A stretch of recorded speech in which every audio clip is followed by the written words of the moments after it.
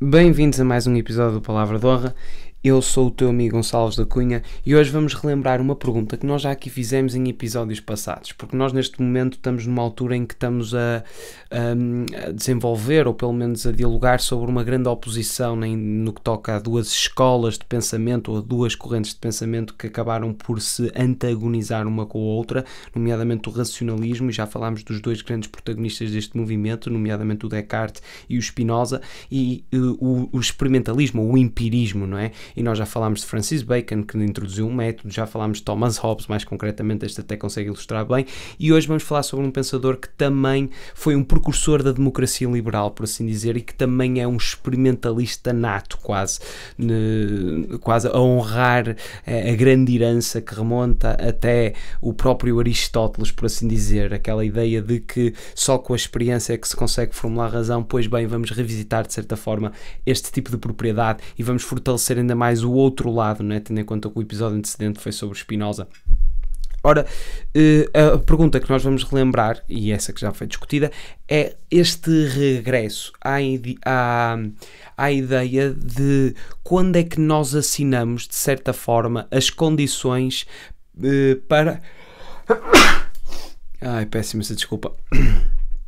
Estou aqui cheio de livros empoeirados à minha volta, pelo menos é assim que eu quero que vocês me imaginem. Portanto, é normal que às vezes vou espirrando, isto de estar sempre a encontrar assim clássicos aqui caídos no chão. Aliás, até é assim que eu quero mesmo que vocês imaginem o local onde eu me encontro, porque efetivamente é o que melhor corresponde à verdade. Estou aqui absolutamente inundado de artefactos culturais, seja CDs, seja livros. Isto até vai ser interessante quando estiver a fazer os video essays, porque eu acho que vou usar esta desorganização quase como a paisagem da minha exposição, por assim dizer. Pelo menos é assim que eu estou a pensar, é basicamente a discursar para a câmara, numa forma semelhante ao podcast, mas naturalmente que será lido. Aqui é muito mais corrido, eu só tenho pontos estruturais nos quais vou dialogando um pouco. Ora, mas isto foi uma pequena ressalva, que também são sempre aquelas perlazinhas que são contidas neste registro que eu tanto aprecio. Agora, regressando à ideia que nós estávamos a falar, ou seja, quando é que nós assinamos estas condições, não é? Ou esta espécie de contratualismo social? Porque uma pessoa nasce e forçosamente depara-se com uma listagem de condições que lhe são impostas e um comportamento regente pela qual ela vai ter que se orientar. Portanto, as particularidades, pelo menos a resposta desta espécie de relação simbiótica entre o interior com o exterior, entre o individual com o coletivo, é uma particularidade existencial que varia naturalmente com o nosso posicionamento, não é? Ou seja, estas condições que nos são absolutamente intrínsecas. Nós também já falámos isto, aliás, não falámos, mas isto é mais heideggeriano, que é as questões da faticidade, não é? Os factos, tipo, da nossa situação existencial, não estão só necessariamente aqueles que nos são genéticos, não é? A nossa altura, todas aquelas coisas que não são propriamente meritórias, são mais tipo mérito genético, por assim dizer. Mas também existe a faticidade consoante a situação onde nós nascemos, não é? Evidentemente. Nascer num determinado país, nascer no outro, vai condicionar a nossa existência de variadas formas. Não quer dizer necessariamente que não sejam superáveis, obviamente, mas vai condicionar na total amplitude etimológica da palavra em si.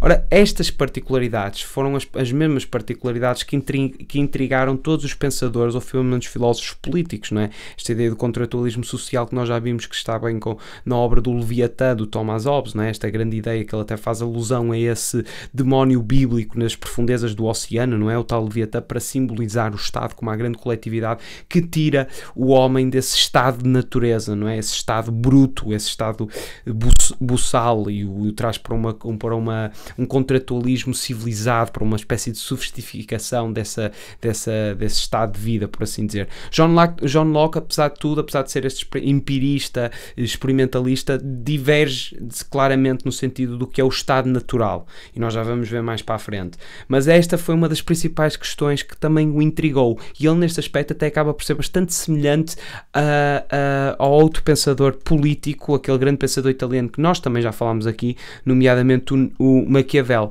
porque ele também assemelha-se bastante a ele no sentido em que ele, quando mesmo se refere naquela ideia do verity effectual, que é a verdade efetiva das coisas, não é? Quando Maquiavel fala mesmo disto, que se trata de analisar as coisas como elas realmente são. Não sei se eventualmente estão lembrados desse episódio em que ele diz: devemos estudar a moral, a política como se fosse a política e não a filosofia da política, ou seja, as coisas como elas realmente são, a verdade efetiva das coisas.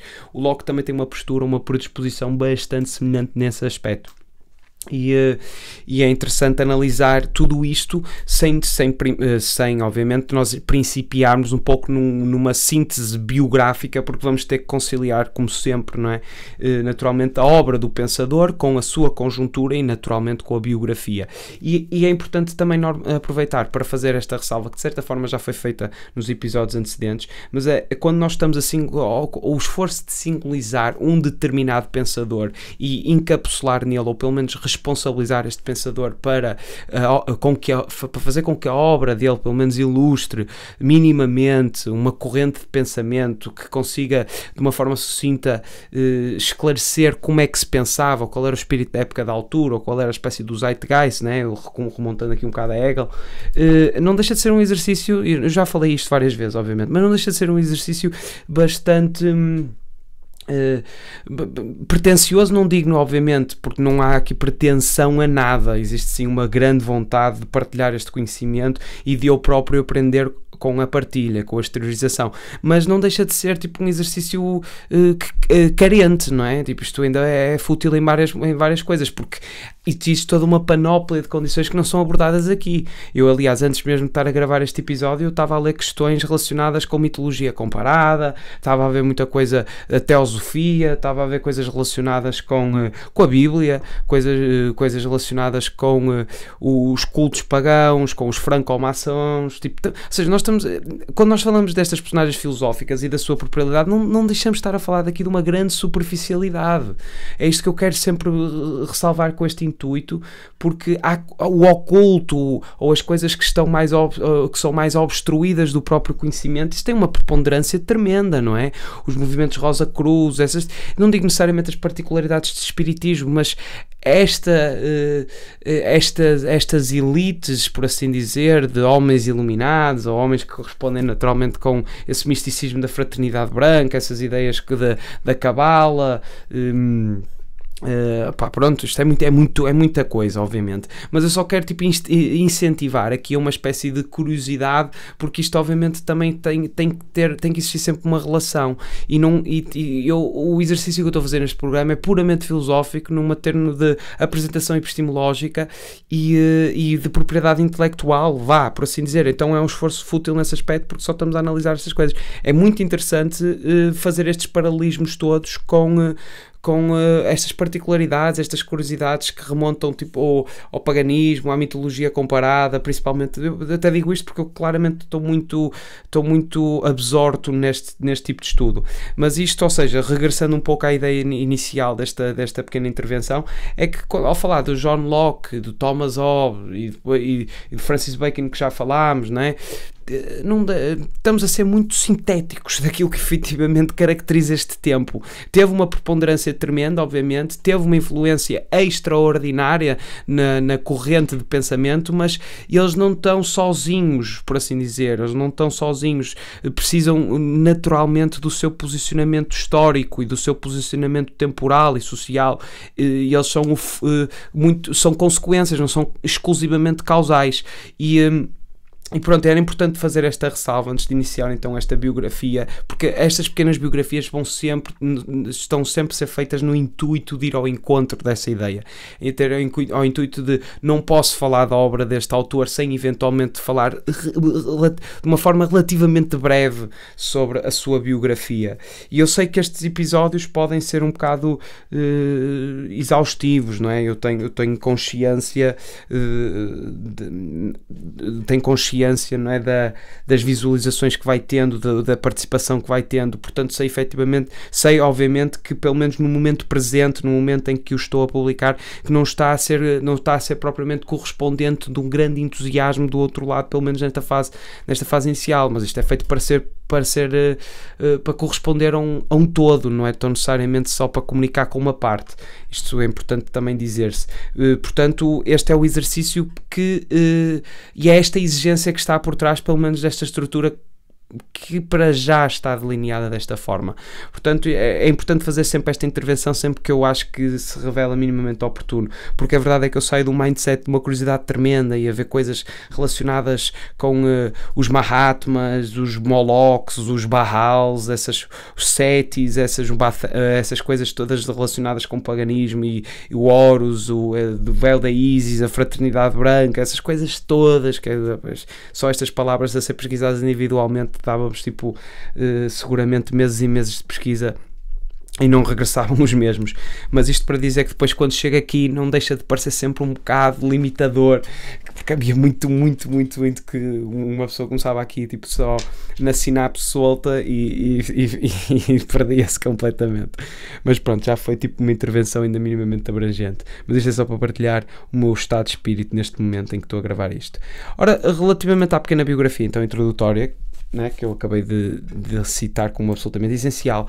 John Locke nasceu em Brighton, na Inglaterra, no dia 29 de agosto de 1632. Daí a própria ideia, 1632, estão a ver? Estamos mais ou menos na mesma conjuntura temporal, estamos agora numa espécie de contemporaneidade cartesiana, um pouco depois, estamos mais ou menos nesta altura. Mas isto é importante dizer, então, que a forte associação do empirismo e desta corrente experimentalista é a Inglaterra, não é? É quase como um movimento inglês, enquanto que o racionalismo, as duas grandes figuras, pelo menos que encabeçam o movimento, não deixa de ser Descartes e Spinoza.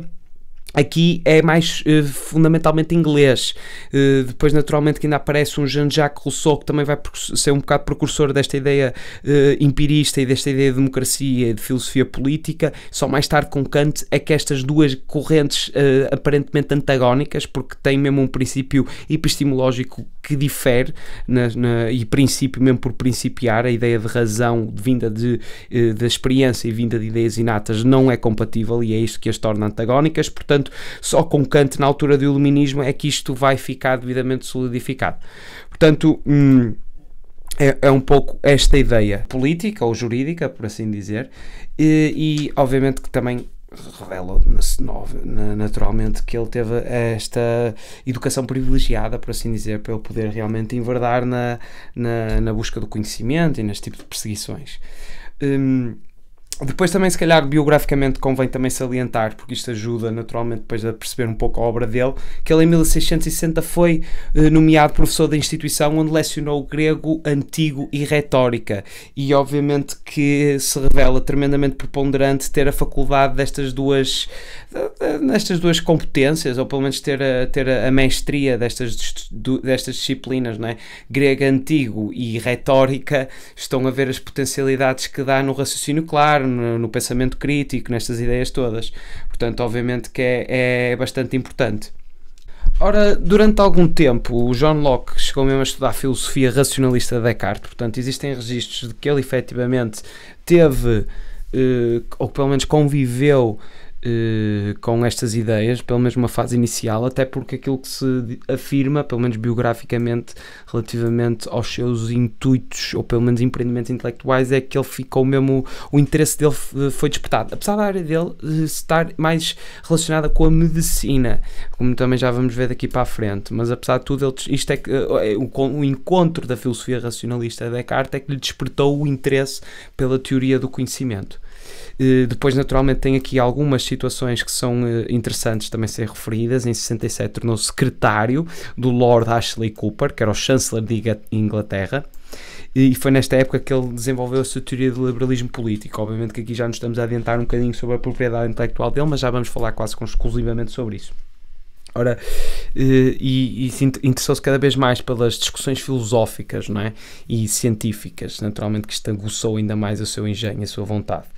Ora, em 1668, um ano seguinte a este feito que nós estamos aqui a falar, ele tornou-se membro da Academia Científica da Sociedade Real de Londres e aqui realiza diversas pesquisas. Ora, isto serve precisamente para dizer que, como a sua especialidade era a medicina, ele manteve relações com importantes cientistas da época, e entre eles, obviamente não, porque isto não é óbvio, mas entre eles está um nome maior da ciência, por assim dizer, que é o Isaac Newton.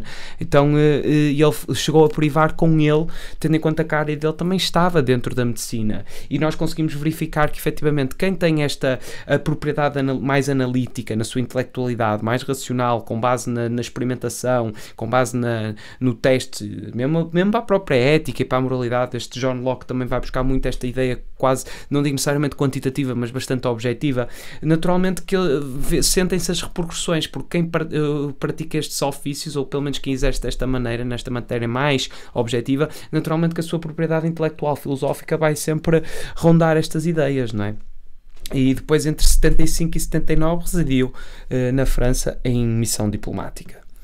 Ora, ao retornar à Inglaterra, deparou-se com problemas políticos que estavam a decorrer devido à sucessão de Carlos II. Nós também já falámos um bocadinho aqui desta geopolítica minimamente característica desta época, e como ele era adversário do absolutismo monárquico, em oposição, por exemplo, ao Thomas Hobbes, não é? Como nós falámos, ele até era defensor do absolutismo, e isto é o momento coincidente, se calhar, também sou um pouco dessa ideia. Ele foi obrigado a refugiar-se nos Países Baixos, e lá permaneceu 5 anos, e só em 89, depois da Revolução Gloriosa, que também já falámos em episódios anteriores, Guilherme de Orange foi coroado como Guilherme III e foi forçado a aceitar a Declaração dos Direitos, que foi apresentada pelo Parlamento como base do sistema da monarquia constitucional. Nós já vamos ver mais ou menos o que é que caracterizava esta monarquia constitucional, e naturalmente que o grande pensador e precursor da democracia liberal, por assim dizer, John Locke, ajudou a redigir este documento, não é?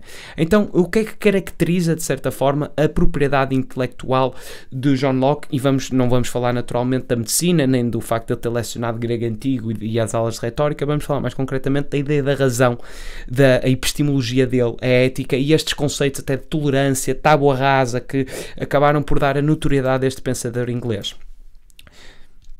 Ora então, John Locke procura conhecer, de certa forma, de um modo se calhar mais profundo, as capacidades da razão humana. Portanto, primeiramente é isto que intriga a este pensador inglês, não é? Portanto, é um tema se calhar recorrente de muitos autores para trás. Obviamente nós já falámos, mesmo no episódio anterior de Spinoza, também é quase uma clara obsessão, pelo menos do desenvolvimento teórico que ele faz, não é?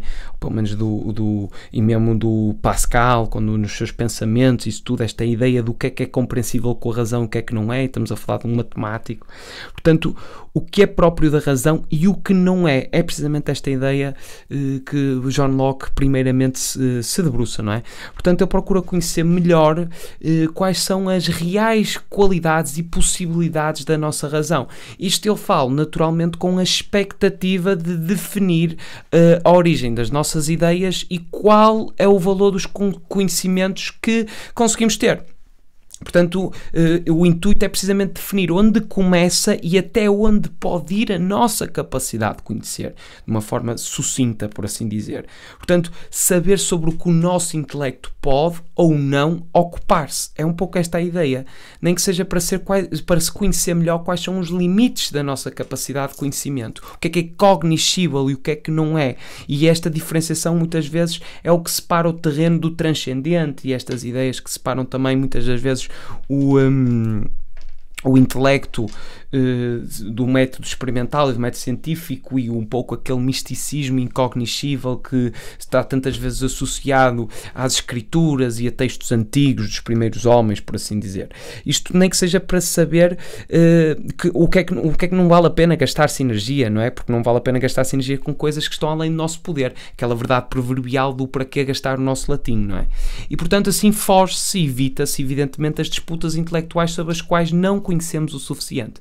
Portanto, conhecendo os limites da nossa capacidade de conhecer, conheceremos os limites da nossa ignorância e a falabilidade das nossas ideias. É, portanto, uma das ideias centrais do pensamento de John Locke, que é esta vontade que ele efetivamente tem e que o caracteriza. Portanto, a razão tem os seus limites porque depende da experiência para conhecer. Isto é outro dos grandes passos desta epistemologia, e nós já vamos falar concretamente da epistemologia e da ideia de John Locke, mas isto acaba por ser um dos maiores dos traços mais caracterizadores da obra dele, que é precisamente o facto de que existem esses limites e os seus limites precisamente porque dependem da experiência. Portanto, é a experiência que fornece o conteúdo, não é? Sobre o qual a nossa razão vai trabalhar. Portanto, a razão por si só não consegue produzir e criar nada, não é? Portanto, as nossas ideias têm uma origem nas nossas experiências, evidentemente. Portanto, para ele pensar e ter ideias são exatamente a mesma coisa. E ele até acaba por dar esta definição, esta ideia de que o nosso intelecto é passivo e depende da experiência para se tornar ativo. Portanto, para Locke não existem as ideias inatas, como existe, por exemplo, para Spinoza e para Descartes, ou pelo menos a ideia que fala, que estas ideias inatas intrínsecas que nascem com as pessoas, não é? Portanto, para ele as pessoas tiram as suas ideias das experiências das suas vidas, não é? E essas ideias que tiramos das experiências são ideias simples. E o nosso intelecto tem a capacidade de combinar essas ideias simples e criar ideias complexas, não é? Portanto, esta ideia de, eu meto aqui a mão e está no fogo e arde-me o fogo, é uma ideia que fundamentalmente é simples, não é? Na apreciação sensorial e nem toda a causalidade de consequência do próprio ato. Só depois é que nós podemos formar ideias mais complexas para tentar depreender o que é o fogo, qual é a etimologia da palavra, o que é que quer dizer simbolizar. Portanto, os estímulos podem até ser simples, mas a nossa conceptualização do que o exterior nos oferece é que podes atingir esses níveis de complexidade. Portanto, naturalmente, isto já acabou por dizer basicamente o que é que o próximo passo desta análise relativamente à propriedade dele é que efetivamente existem dois tipos de experiências. Ou seja, as experiências externas, das quais derivam, não é, essas sensações que nós acabámos de falar, e as internas, ou seja, que são consequentes e resultantes das reflexões que nós temos. Portanto, as nossas ideias estão na nossa mente, não é? Mas no mundo externo existe algo que tem capacidade de produzir em nós essas ideias que nós vamos eventualmente refletir. Estão a entender a cena, não é? Que é esta do mundo exterior que nos consegue produzir em nós essas ideias e esses níveis de complexidade. Portanto, essas ideias estão naturalmente vinculadas à linguagem que nasce da necessidade que os homens têm para se comunicar. Portanto, a linguagem é a convenção de sinais que representam ideias que usamos, não é? Acreditando que eles existem também nas outras pessoas. E esta ideia da linguagem de que ele também fala bastante. Fala bastante em toda a variedade linguística, por assim dizer, que o homem já conseguiu desenvolver naturalmente. Não se fala somente da semântica. Fala a todas as linguagens simbólicas que nós já conseguimos utilizar para convergir, para comunicar, para tornar comum.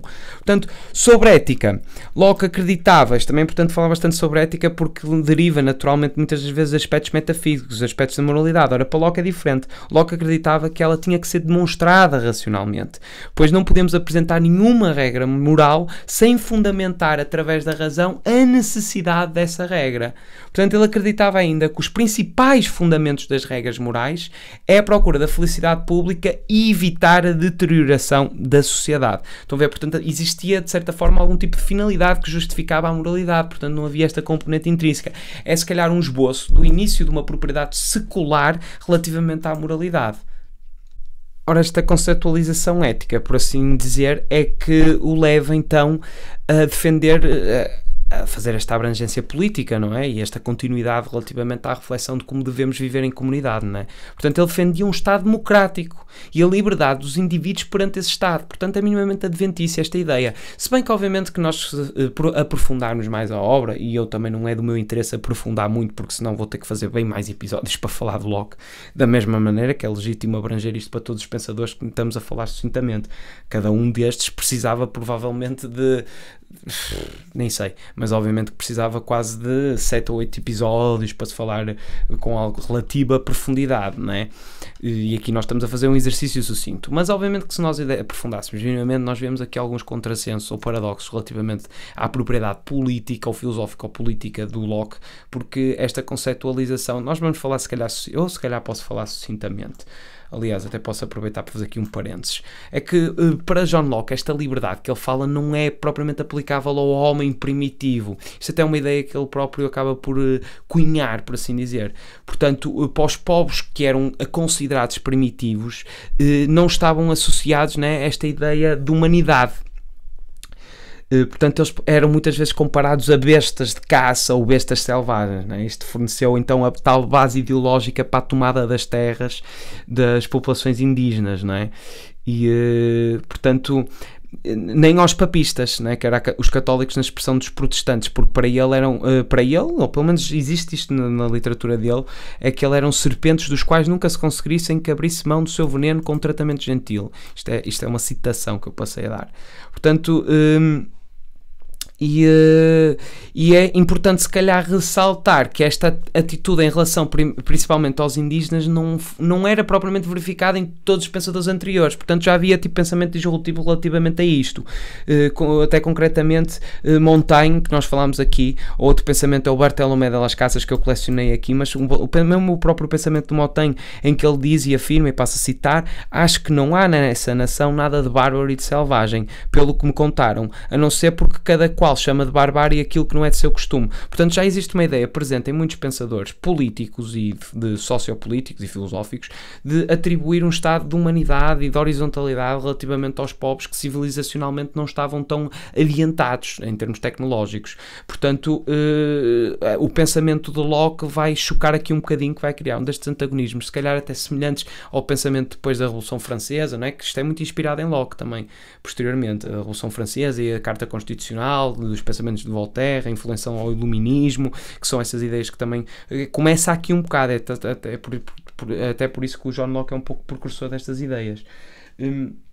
E a verdade é que tem este paradoxo, não é? Que semelhante a esse da França, que disse égalité, fraternité, liberté, não é? O homem nascer livre, e depois não abdicavam de certa forma das colónias na Indochina e das violências que, pronto, já estão documentadas e são inquestionáveis. Mas lá está, ele defendia um Estado democrático, não é? A liberdade de indivíduos perante esse Estado de qualquer uma das formas, era isto que estava no pensamento dele. E depois ele introduziu um pensamento, também se calhar vamos falar com alguma profundidade, que é a ideia de tolerância religiosa, em que ele diz mesmo que as igrejas devem ter liberdade para exercerem os seus cultos, e o Estado e os indivíduos têm que ser tolerantes com as religiões dos outros Estados e indivíduos. Esta ideia de diversidade. Portanto, todas as pessoas têm liberdade sobre as suas consciências. É fundamentalmente isto que ele está a dizer. Ora, lá está, e ele pode ser considerado um precursor da democracia liberal, não é?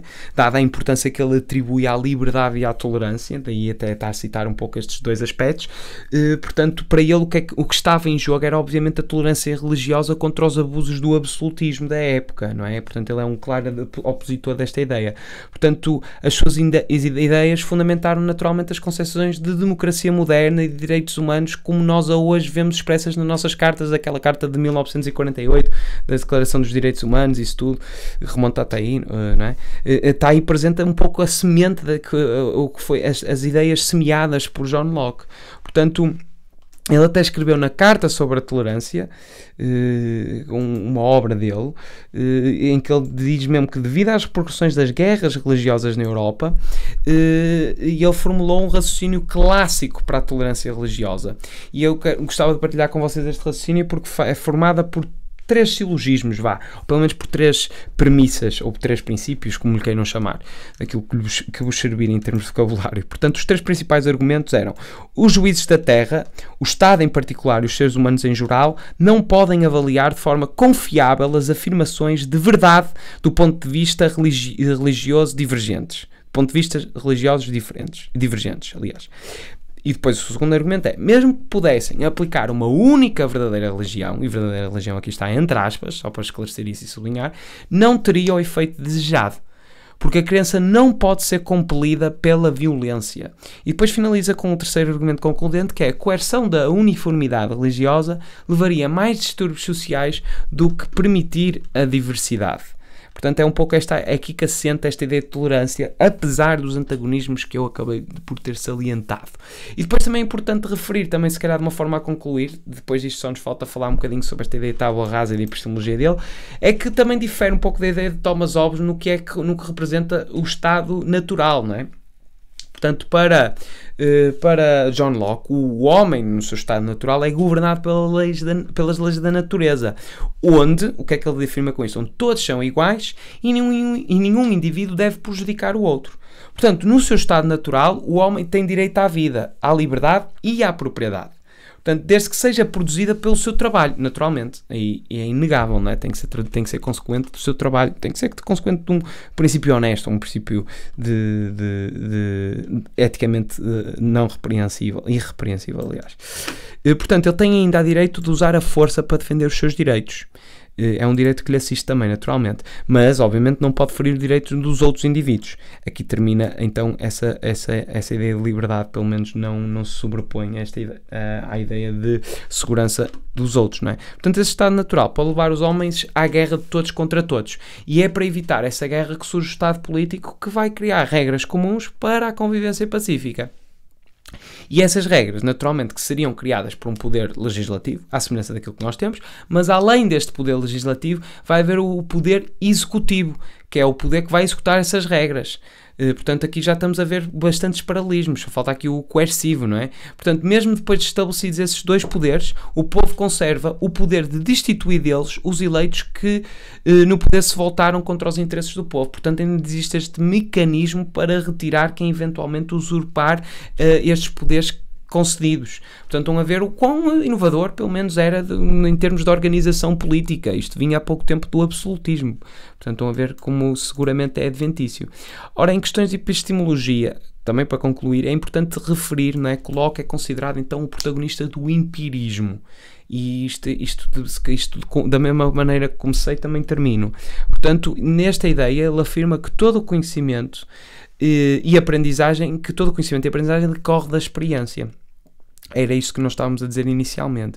Portanto, ele apresenta uma crítica às ideias inatas através da teoria da tábula rasa, a ideia tal cartesiana e de Spinoza das ideias inatas intrínsecas ao homem. Portanto, com essa teoria, Locke afirma que o ser humano nasce numa folha em branco, uma espécie de folha em branco, e é moldado pelas experiências, pelas tentativas e pelo erro, pelos os inevitáveis erros, não é? Portanto, esta ideia de tábula rasa é primeiramente atribuída a John Locke, e é importante saber de onde é que isto vem.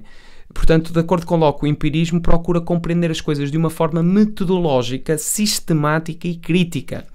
E esse pensamento é aquele que está em igual concordância com o pensamento de Francis Bacon, com o pensamento de Maquiavel, com o pensamento de Thomas Hobbes, apesar de alguns serem claramente e vindicadamente empiristas, até pela conjuntura temporal em que viveram. Mas isto para dizer que o John Locke é realmente, se calhar, uma figura maior ou um protagonista.